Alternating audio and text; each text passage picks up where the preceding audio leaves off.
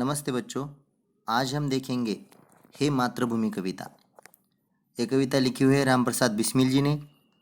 प्रस्तुत कविता में प्रसिद्ध क्रांतिकारी और स्वतंत्रता सेनानी राम प्रसाद बिस्मिल ने अपनी प्यारी जन्मभूमि के प्रति अपनी भक्ति भावना और प्रेम को अभिव्यक्त किया है। कवि की कामना है कि वे सदा मातृभूमि की सेवा करते रहे और खुशी खुशी देश हित में अपना प्राण न्यौछावर करें। चलो हम कविता देखते हैं। हे मातृभूमि, तेरे चरणों में शीश नवाऊं, मैं भक्ति भेंट अपनी तेरी शरण में लाऊं। माथे पे तू हो चंदन, छाती पे तू हो माला, जीवा पे गीत तू हो मेरा, तेरा ही नाम गाऊं। कवि कहते हैं, हे मातृभूमि, मैं तेरे चरणों में अपना सिर झुकाता हूँ। मैं अपनी भक्ति रूपी भेंट लेकर तेरी शरण में आना चाहता हूँ। माँ, मेरे मस्तक पर तुम ही चंदन के समान विराजित हो, तुम ही मेरे हृदय पर माला के समान सुशोभित हो। माँ, मेरी जिह्वा पर केवल तेरा ही नाम हो और मैं सदा तेरी ही गुणगान गाता करता रहूं। जिससे सपूत उपजे श्री राम कृष्ण जैसे, उस धूल को मैं तेरी निज शीश पे चढ़ाऊं।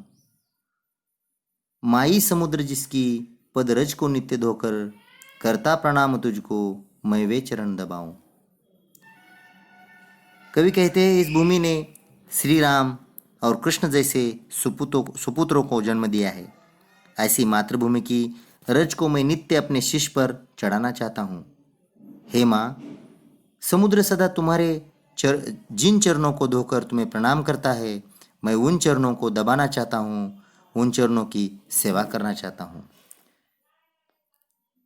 सेवा में तेरी माता मैं भेदभाव तज कर, वह पुण्य नाम तेरा प्रतिदिन सुनाऊं। तेरे ही काम आऊं, तेरा ही मंत्र गाऊं, मन और देह तुम पर बलिदान मैं जाऊं। आगे कवि कहते हैं, माता, मैं हर तरह का भेदभाव त्याग कर तेरी सेवा करना चाहता हूँ। मैं चाहता हूँ कि प्रतिदिन तेरा पुण्य नाम ही सुनूं और दूसरों को भी सुनाऊं।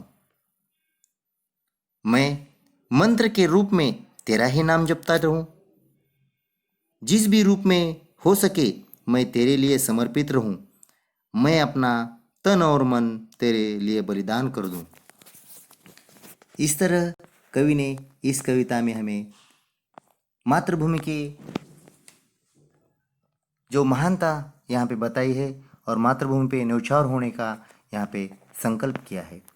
तो इस कविता में जो शब्द आए हैं, नवाना मतलब झुकाना, शीश मतलब सिर, जीवा मतलब जीभ, रज मतलब धूल, बलिदान मतलब प्राणाहुति, निछावर होना, देह मतलब शरीर, ये शब्द वाटिका लिखना है हमें और सूचना के अनुसार कृतियाँ करो। प्रश्न पहला, प्रश्न दूसरा, प्रश्न चौथा, तीसरा, सभी प्रश्नों के उत्तर लिखने और भाषा बिंदु में जो विराम चिन्ह दिए हैं, इस विराम चिन्हों के नाम लिखकर उनका वाक्य में प्रयोग करना है।